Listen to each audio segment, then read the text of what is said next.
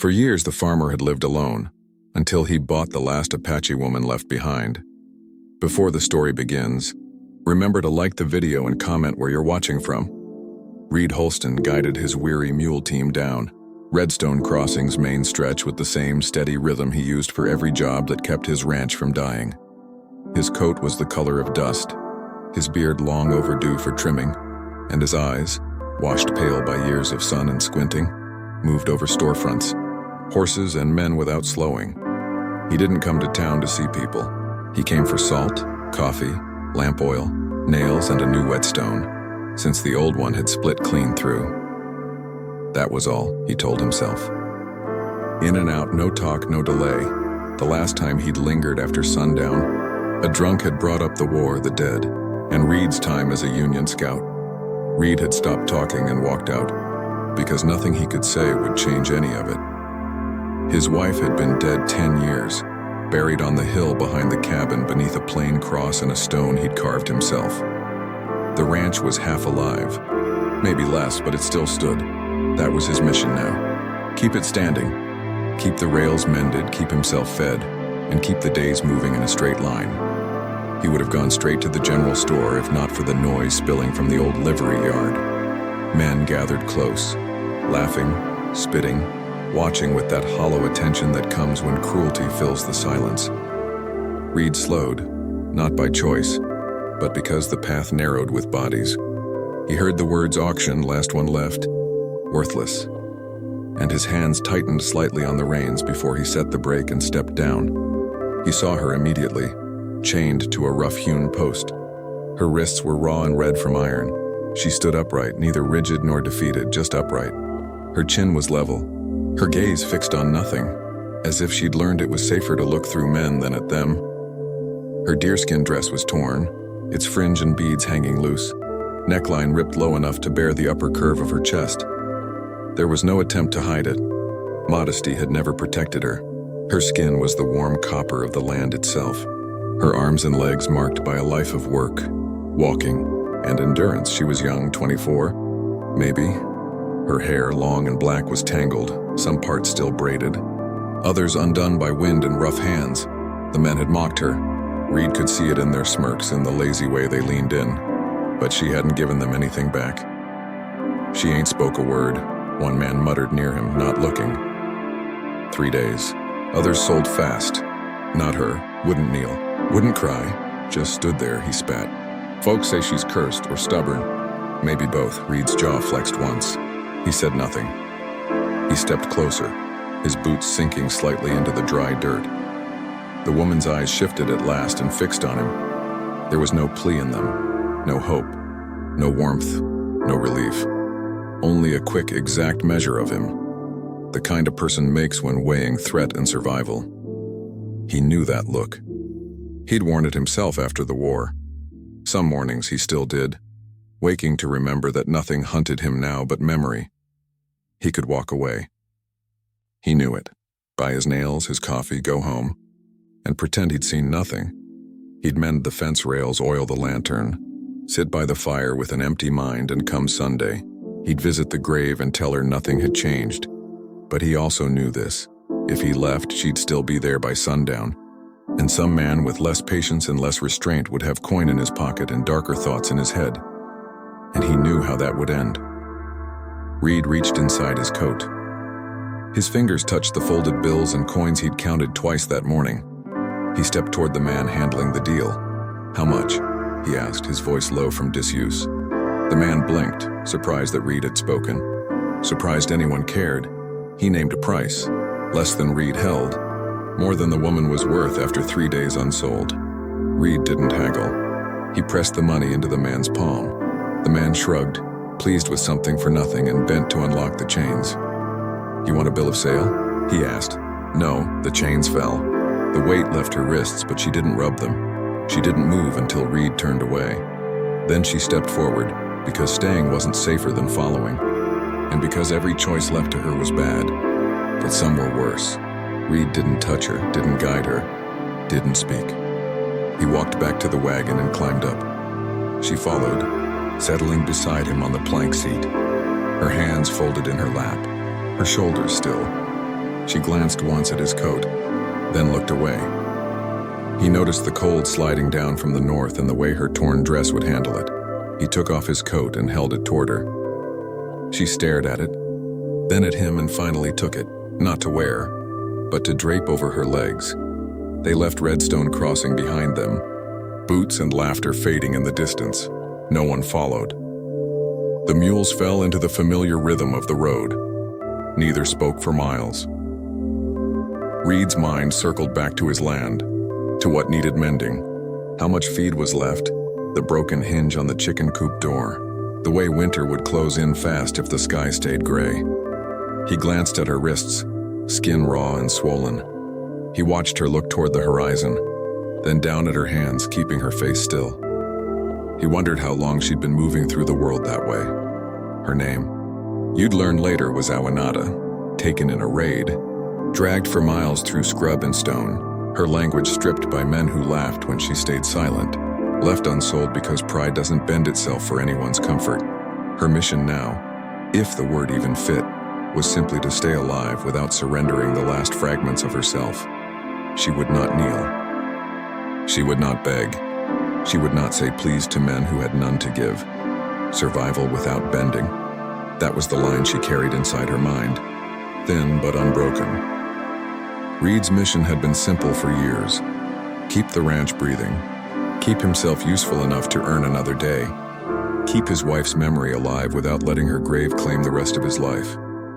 Buying her hadn't been part of that plan, and he wasn't sure what it meant now that he knew this, he hadn't brought her home to own her. He knew the cabin had room for another bed, and he knew the silence in that place had grown too heavy to carry alone. Dusk laid its flat orange light across the land when they arrived. The fence line sagged. The pasture grass was sparse. The barn door stuck unless lifted just right. He drew the wagon to a stop beside the well and climbed down. She waited, watching his hands, studying his movements carefully. He offered her a hand to help down. She looked at it but didn't take it, stepped down on her own. Her bare feet struck the packed dirt. Pain flickered through her eyes where the ground bit at the raw skin, then vanished. He opened the cabin door and stepped aside, letting her enter first so she could see before he followed. The cabin was a single room, a short wall dividing it halfway to suggest privacy, a wood stove that leaked smoke, a rough-hewn table he'd built himself with uneven legs, 2 beds, his, and a smaller one he'd made when his wife grew too weak to climb into the higher frame. He gestured toward the smaller bed. "Yours," he said quietly, "if you want it." He said nothing about locks or rules or chores, nothing about what she could or couldn't do. He didn't draw lines because he didn't know yet what she needed, and he wouldn't pretend ownership gave him that right. She stood still, taking in the space, the stove, the bed, the narrow shelf along the far wall with a folded shirt and a basin, the window nailed shut, the faint smell of smoke and oil, and beneath it all, the lingering scent of a woman's soap clinging to what Reed hadn't thrown away. Her gaze paused briefly on a ring resting on the table, not worn, only kept. Reed followed her eyes, then looked away. He picked up the ring and slipped it into his pocket without a word. "I'll make food," he said.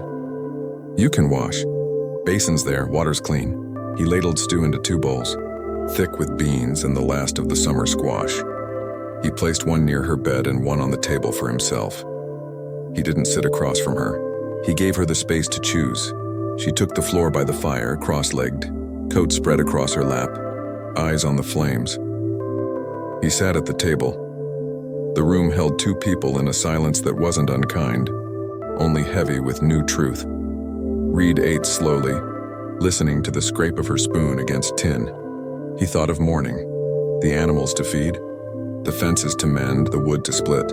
He wondered if she'd want to help, or prefer the quiet to herself. He thought of the men in Redstone, how quick they were to call her useless, when what they meant was she refused to pretend to be less than she was. When the bowls were empty, he took them, washed them, and set them out to dry. He laid an extra blanket at the foot of her bed and another over the chair nearby, in case she didn't want the bed at all. From the corner, he pulled a rough plank and a few old feed sacks, measured the space with his eyes, already planning to build a proper divider in the morning, so she'd have privacy without needing to ask.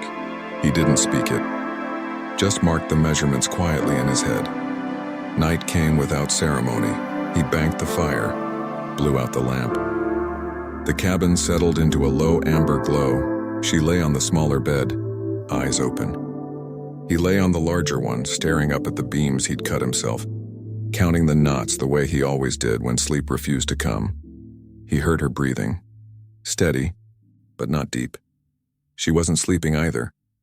Both listened to the stove, to the stillness outside, and to each other's presence in that narrow space. Reed's thoughts drifted to the grave on the hill, how he'd go there Sunday, stand with his hat in hand and tell his wife the truth. I brought someone home, because leaving her there felt like leaving you, and I couldn't do that again. The guilt came, familiar, quiet. He let it stay. Not to drown in it, but not to deny it either. Awanada stared at the ceiling, forcing her heartbeat slow. The sound of a door shutting in darkness still pulled her back into places she'd fought to forget. The scent of a strange man's space still made her hands tense, ready to strike. Yet there had been no touch, no command, no threat. He'd given her a bed, a coat, and silence. So she decided to stay awake long enough to hear if he moved toward her. He didn't. Hours passed. The fire sank to embers. Cold pressed against the cabin walls. Neither slept, neither moved. When morning came, they would work. They didn't know it yet, but that work would become their language. For now, surviving the first night under one roof without fear, without demand, was enough. That was the start. That was the mission for them both. Stay, do no harm. Make the space livable, see? If trust could breathe without being forced into life. Morning broke pale and brittle.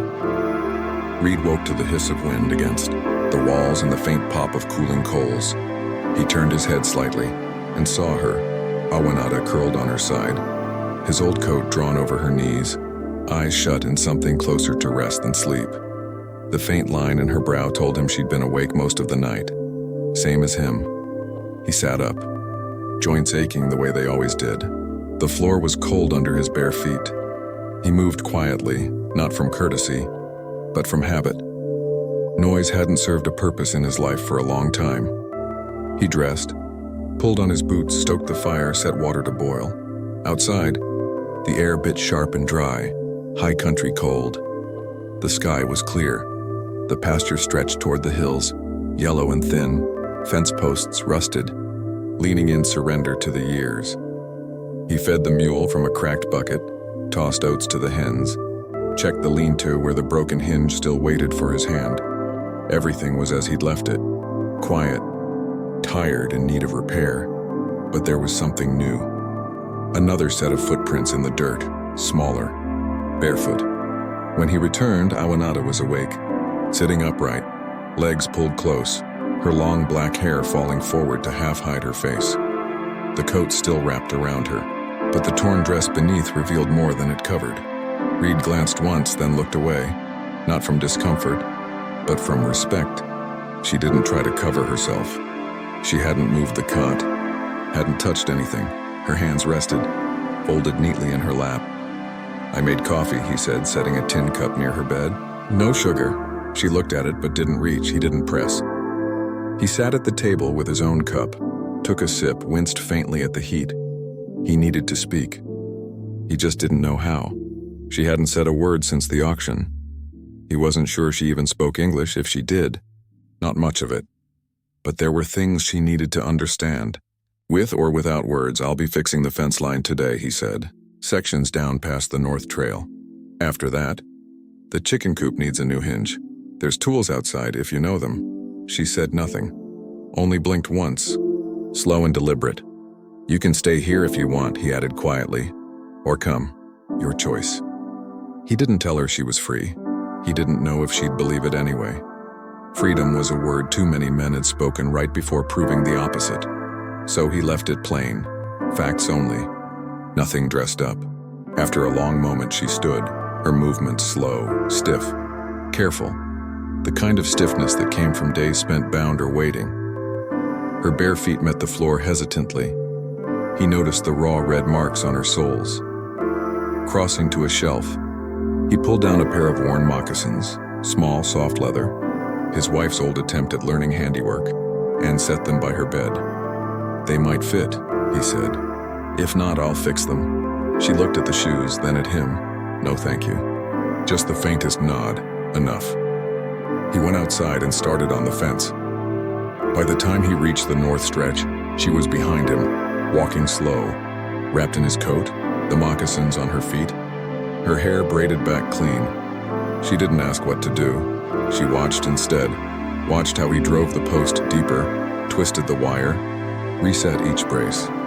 After an hour, without a word, she picked up a second post and began helping. Her hands were sure, rough from work. She'd done this kind of labor before. They worked in silence. Wind pushed dust around their boots. When her mallet cracked, he handed her another. She didn't smile or nod, just took it and kept going. When they paused, he poured water into the canteen and held it out. She drank carefully, then handed it back. By afternoon, they headed home. Reed chopped wood behind the barn. Awanada knelt by the chicken coop, examining the hinge. A few minutes later, she disappeared and returned with a piece of wire and a rusted nail, fixed it herself. He didn't say a word. Just watched her move, quiet, deliberate. That night she ate little. A few bites of salted pork, half a biscuit. Each chew looked like a reminder, not a habit. Her eyes stayed near him, not afraid, just watchful. Reed cleared the table, lit the oil lamp, and set out nails and planks. He began measuring space near her cot. She sat close, arms around her knees, silent, watching him hammer. Then, finally, she spoke. Her voice came soft, dry, cracked with disuse. "Why?" He paused mid-swing, the hammer hovering above the nail. She said it again, firmer this time. "Why'd you take me?" He set the hammer down, met her eyes. They were steady, not hard, but tired. "Because no one else should have," he said quietly. "And because I had room." She watched him for a moment, then lowered her gaze. "I don't want to be owned," she said. "You're not. Not wife. No. Not slave. No." She nodded once. Sharp. Final. That was the deal. That was enough for now. Later, Reed sat by the fire, slowly cleaning an old bridle. Awanada moved toward the stove, spread a blanket near it, and lay down on the floor instead of the cot. When he glanced over, she didn't speak.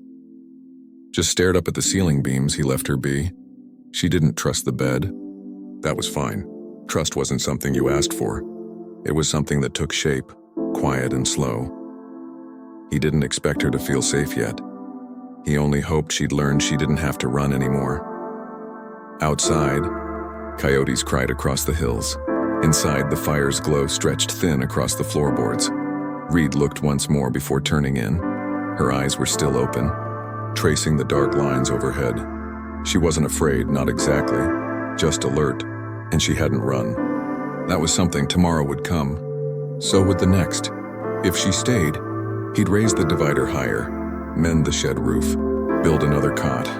If she left, he wouldn't stop her, but she hadn't left, and he hadn't asked her to. That's where they stood. Not kin, not strangers, something in between. No vows, no papers. Just two people who hadn't walked away. Not yet. Maybe not ever. Morning came with frost along the window edges.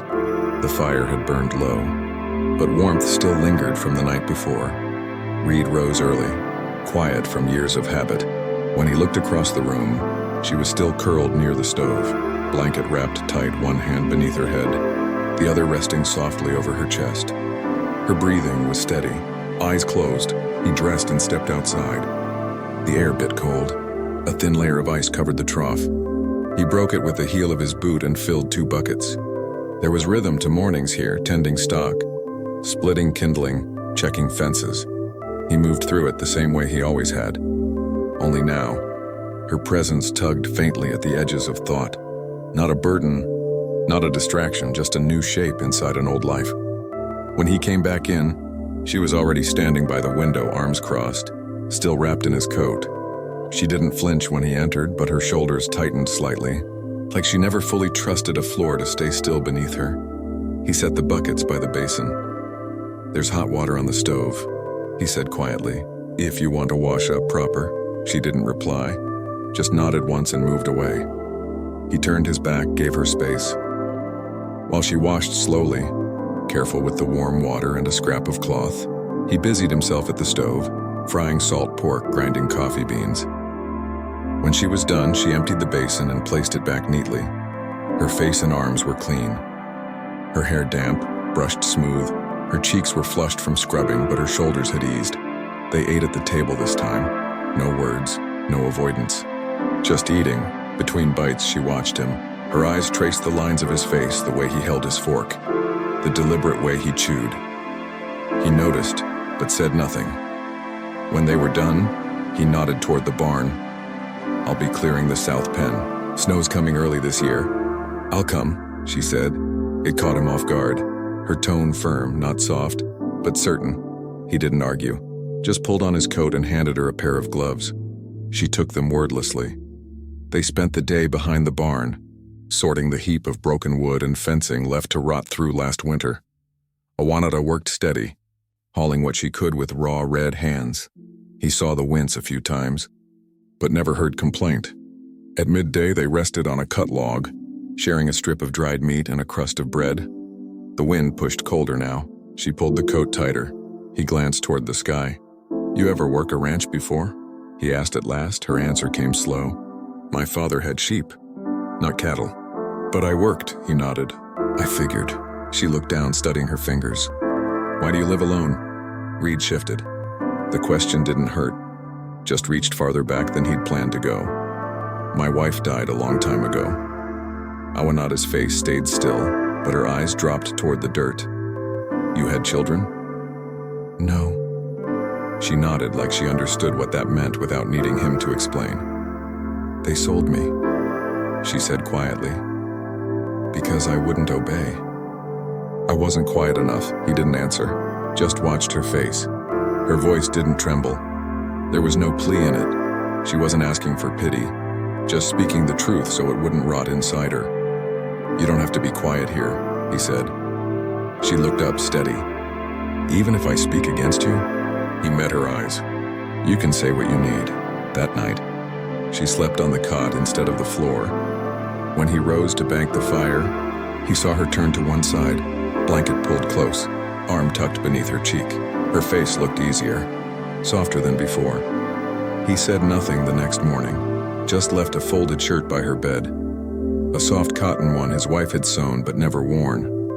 Awanata picked it up, held it briefly against her chest, then set it aside. That day, she helped mend the chicken pen, gathered eggs, swept the floor while he worked the pasture.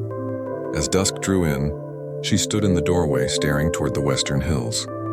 He came up behind her. "You looking for something?" Without turning, she said, "Sometimes I think I'll see someone. My sister, maybe.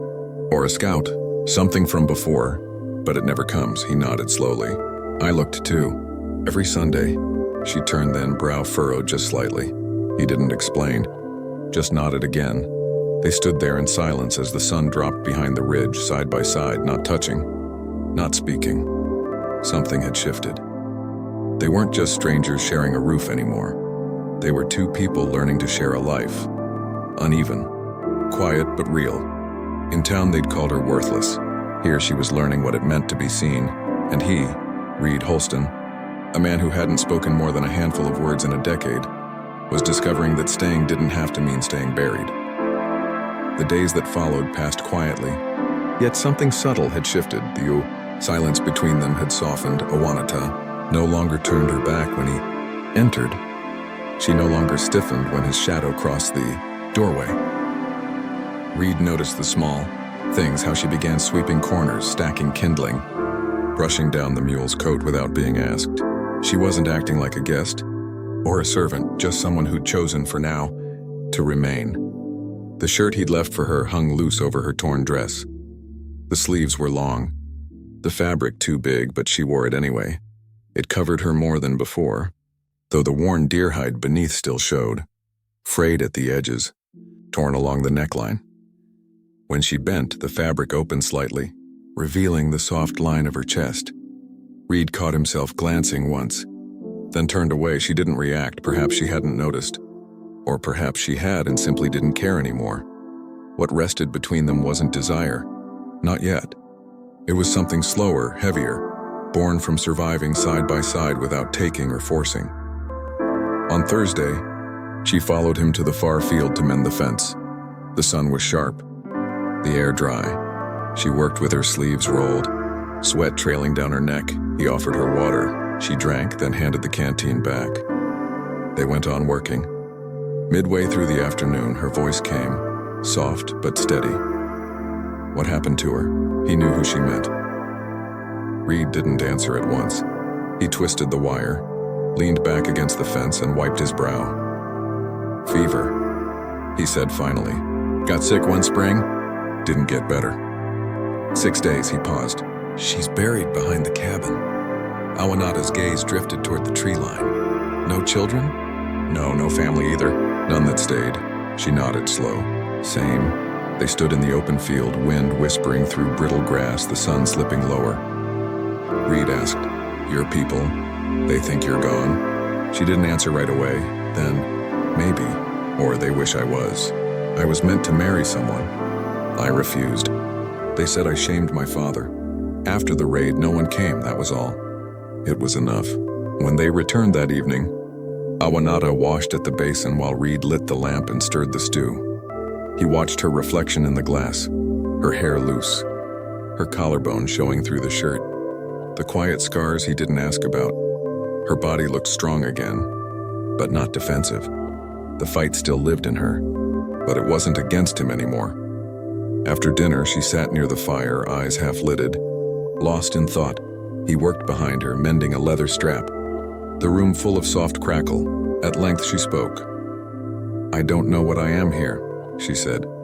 "Not wife, not slave, not tribe. I wake, I work, I eat, but I don't know who I'm becoming." He set the leather down, leaned forward, elbows on knees. "You're someone still standing," he said quietly. "That's more than most." She turned unreadable. "And you? What are you now?" He thought for a moment. "Tired," he said, but trying. The corner of her mouth moved, almost a smile. Later, as the fire burned low, she shifted closer, not quickly, not boldly, but with purpose. She sat beside him on the floor, their knees nearly touching. Reed stayed still. His pulse was steady, heavy. She placed her hand over his, rough skin against rougher. He looked down, then met her gaze. No words. No withdrawal. That night she slept on the cot again, but before lying down she reached out and, "Here, you don't have to be quiet," he said softly. His words were rough, but they carried warmth, the kind that settled into cold places. Awanata's eyes lifted toward him, the firelight glinting against the edge of her lashes. "I know," she whispered, her voice almost uncertain, as if testing the truth of it. The wind howled outside, pressing against the cabin walls like a restless ghost. Inside, the air was thick with the scent of pine smoke and the faint sweetness of broth. For a while, neither spoke. The only sound was the soft crackle of the fire and the slow rhythm of their breathing. Reed leaned back in his chair, hands clasped loosely in his lap. "You ever miss them?" he asked after a time. "My people," she said. He nodded. Awanata stared into the flames. "Sometimes," she murmured. "But I think what I miss most is who I was before everything happened. The girl who still believed her name meant something." Reed's jaw tightened. "You still have that," he said quietly, "even if no one says it out loud." Her gaze flicked to him, searching, measuring. "And you?" she asked. "Do you still believe you're more than what's buried out back?" He didn't answer right away. The question lingered like smoke between them. Finally he said, "I'm learning." The silence that followed wasn't empty. It was full of breath, of warmth, of something neither of them dared to name. Awanata reached for another log and placed it gently into the fire. Sparks rose and danced like stars. She turned slightly, her shoulder brushing his leg. He didn't move. Outside, the snow kept falling, erasing tracks, softening the world. Inside, two people who had once been strangers sat close enough to feel the same heat. Neither spoke again before sleep came, but they didn't need to. The silence had changed. It was no longer about what was lost. It was about what might still be found. "Silence isn't punishment," she whispered. "It's peace." Reed looked at her, really looked, and for the first time he believed it. She held his gaze a moment longer, then nodded slowly as if sealing something unspoken between them. That night she lingered by the stove, watching the coals dim to a soft red glow. Reed sat behind her, his palms spread toward the last of the warmth. When she turned, her steps were quiet, deliberate. She stopped in front of him, close enough that he could feel her breath. Her hand rose and rested flat on his chest, over the place where his heart had learned to beat again. Her eyes asked nothing. "They only stayed, are you sure?" he murmured. "I stayed," she said simply. Then she kissed him. It wasn't long, and it wasn't desperate. It was gentle, deliberate, real. A choice. Reed didn't pull her closer. He let her lead, her decision, her pace. When she stepped back, she didn't say goodnight. She just returned to her cot, leaving him with the sound of the crackling fire and the weight of something new in the air. He sat there long after, his chest tight, not with want, but with something deeper. For the first time in years, the loneliness had lifted, and maybe he thought she felt it too. By morning, the world outside had turned white. Snow lay heavy across the fields, softening the fences and covering every trace of the path to town. Inside, though, the cabin was warm, alive in a way it hadn't been before. Neither of them spoke of it, but both had stopped glancing toward the door. When the storm deepened and the road to Redstone froze over, their world shrank to the cabin and the hills around it. Reed kept the fire fed, splitting wood until his hands ached. Awanata moved through the rooms quietly, sweeping floors, boiling broth, patching worn leather. The wind outside howled like a voice calling them back to something neither of them wanted anymore. They spoke more easily now. Their words carried less weight, their silences less fear. He didn't ask about the men who had taken her. She didn't ask what he had done in the war. Some things didn't need retelling. At night, she still slept in the cot, but closer each time. By the second week, it was nearly beside his bed. When her hand drifted down as the fire dimmed, she no longer pulled it back if his fingers brushed hers. One evening, as the snow fell hard and the lamp burned low, Reed sharpened his knife while she sat across the table, running her fingers over a strip of faded cloth. Her shirt hung loose, showing a glimpse of the dress beneath. He didn't look away this time, and she didn't hide. "Was she beautiful?" she asked suddenly. "Who?" "Your wife." Reed blinked, then nodded slowly. "Yes, but not the way most mean it." She was steady, strong, didn't need anyone, but she stayed. Awanata looked down. "You still think of her?" "Every Sunday," he said.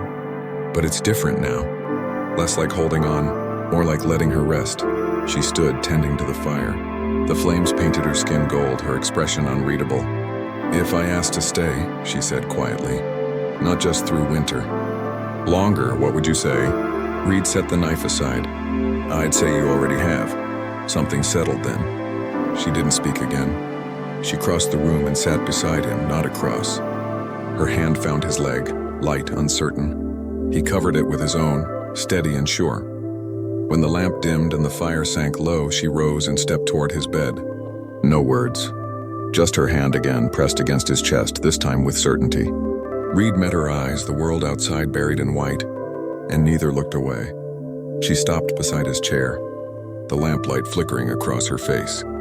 Reed looked up from where he sat, his rough hands still dusted with the day's work. "You don't owe me anything," he said quietly. Awanata shook her head once. "I know." He hesitated, then pulled back the blanket. She stepped closer, her breath soft in the cold air, and slid beneath it beside him. The warmth of her skin met the coarse wool, steady, real. For a long moment they didn't move, just breathed side by side. Then she turned toward him, her hand finding his jaw, her touch feather-light but certain. She kissed him again, slower this time. Reed kissed her back carefully, as if she were something fragile that had been mended too many times but somehow still held together. Their bodies met under the blanket, close, but unhurried. Her hand traced the line of his chest. His followed the curve of her waist. When his fingers brushed her collarbone and lingered, he paused, leaving her room to pull away. She didn't. What happened next was quiet. Two people who had spent years surviving in silence now choosing connection, not escape. Her shirt slipped from her shoulder. His hand steadied her as though she were something he had promised to protect, not possess. When they came together, it wasn't out of hunger, it was out of understanding.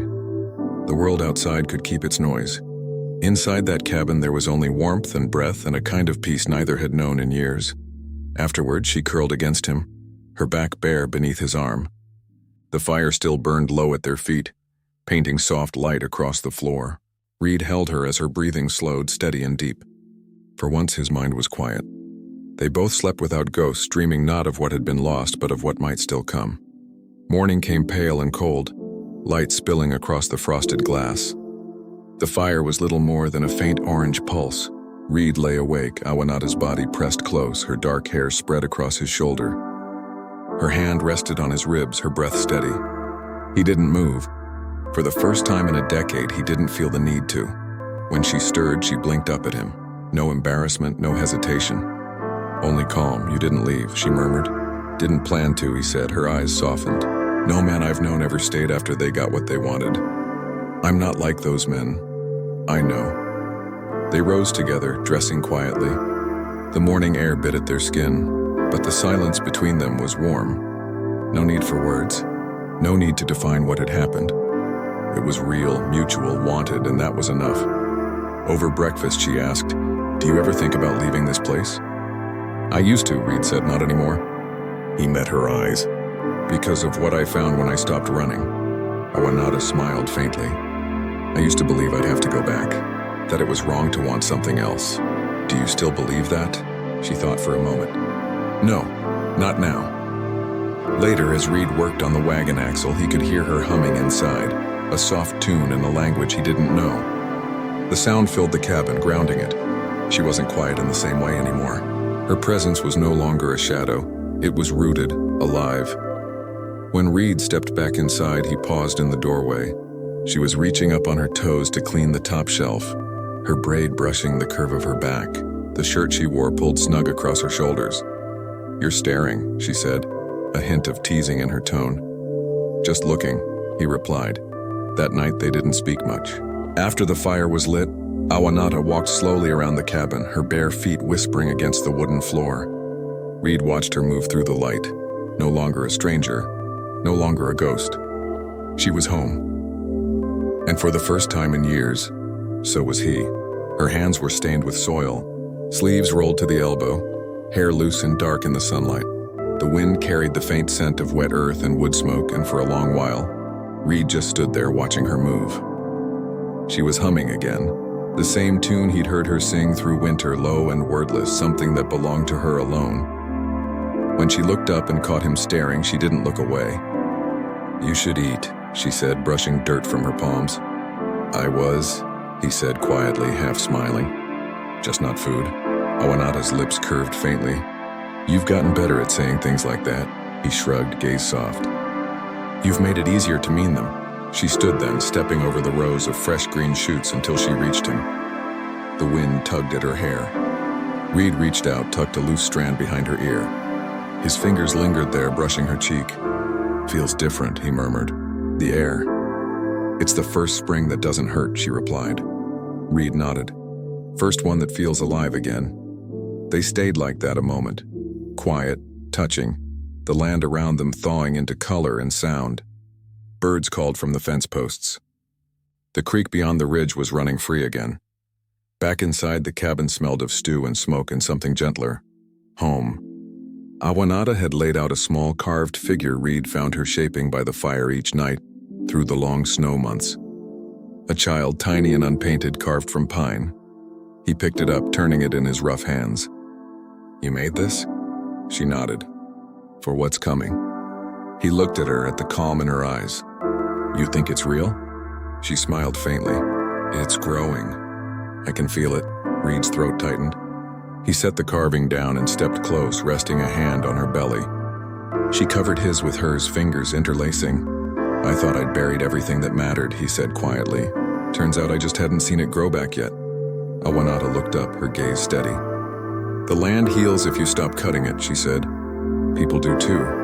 He kissed her then, slow and grounded, the kind of kiss that promised tending, not taking. Outside, the sun dipped low behind the ridge, spilling gold across the fields. That night, they sat by the fire together, her head against his shoulder, his arm draped loosely around her. The old ring glinted on her finger, catching the firelight. Neither spoke of the past again. They didn't need to. It was still there, woven into the walls, the earth, the silence, but it no longer defined them. When she finally rose to bank the fire, she paused, looking back at him. "Reed? Yeah?" "Next Sunday," she said softly. "We plant." He smiled. "Then it's Sunday that brings life again." She nodded once, content, then came back to him, pressing her palm over his heart, the same way she had that first winter night. The world outside had changed, but the quiet between them stayed, full and alive. And when the spring wind rustled through the valley, carrying the scent of thawed soil and pine, it sounded like laughter long forgotten finally finding its way home. Her belly hadn't begun to show yet, just a quiet hint of life, a secret waiting beneath her ribs, but everything about her seemed changed. She moved slower now, more certain, as though each gesture carried meaning. When her fingers pressed into the soil, they lingered a moment longer. Reed caught himself watching her again. She squinted up at him, shading her eyes. "You're staring." He smiled faintly. "I know." They hadn't returned to Redstone Crossing since the snows melted. There was no reason to. The ranch held what they needed, and what it didn't, they learned to live without. Awanada had patched her own dress with quiet care, sewing scraps of Reed's linen into torn seams. It still clung close across her chest, soft and worn, but now it looked claimed, not borrowed. The cabin had changed too. A new shelf stood by the table, hers. Near the hearth, a cradle waited, still half-carved. A thin divider remained at the far end of the room where she had once slept apart. It wasn't needed anymore, but they left it, a memory standing quietly in the corner. Reed still went to the grave behind the cabin, though not each Sunday now. Not out of duty, just when it felt right. Once Awanada had gone with him. She hadn't spoken, just knelt, laying a smooth white stone on the mound. Later, as she washed her hands one morning, she said, "When the baby comes, we should bury the ring there." Reed turned to her. "Why?" "Not because it's over," she said softly, "but because it gave us this." He paused, then nodded. "We'll do it together." By mid-April, a young rider came from Redstone with supplies. He dismounted awkwardly, still uncertain of the man he'd heard about. Reed waited on the porch. Inside, Awanata listened, unseen. "Brought what you asked for: flour, salt, tobacco, needles," the rider said. He hesitated, glancing around. "You still living out here alone?" Reed's answer came quiet but sure. "No." "Oh?" The rider frowned. "Got someone helping?" Reed stepped forward. "I've got a wife." The young man blinked, surprised. "Town's still talking about that Apache woman from the sale last fall. Some say you took her in." Reed's gaze stayed steady. "I didn't take her. She stayed." The rider shifted, uneasy. "Well, sounds like she's lucky." Reed shook his head slightly. "No, I am." That night, the cabin glowed with firelight. Awanada sat cross-legged on the floor, sharpening one of his old knives. The flames flickered across her bare arms, her collarbone silvered in the glow. Reed watched her quietly. "You think they'll always talk?" she asked. "Maybe," he said. "It won't change anything." "I don't care what they say. I know." She set the knife aside and reached for his hand. "Tell me about her," she said softly. "Your wife," he nodded. "Claire, she was small, always cold. Liked things neat." She laughed louder than you'd think. Awanada smiled faintly. "She sounds nothing like me." "No," he said, "but she stayed." "So do I." Her head rested on his shoulder. "Do you love me the same way?" He thought before answering. "No. I love you in the way I never thought I'd be allowed to again." She didn't reply, just kissed his jaw and leaned into him. Later, she wrapped the ring in linen and placed it in a carved box beside the cradle. Reed understood. It wasn't an ending. It was a beginning made room for. By morning, spring had fully come. Birds nested under the eaves, fog lifted from the hills, and the mule called from the pen. Awanada stepped onto the porch, hand resting low over her belly. Reed joined her, slipping an arm around her waist. "You still believe this place has a future?" she asked. He looked out over the brightening land. "Because you're in it." They stood together, the sunlight washing over them, the valley alive again. There was no silence left to fill, no ghosts left to name, no doubt of belonging. They had chosen to stay, and in doing so had built something no storm, no man, no memory could undo. Thanks for watching.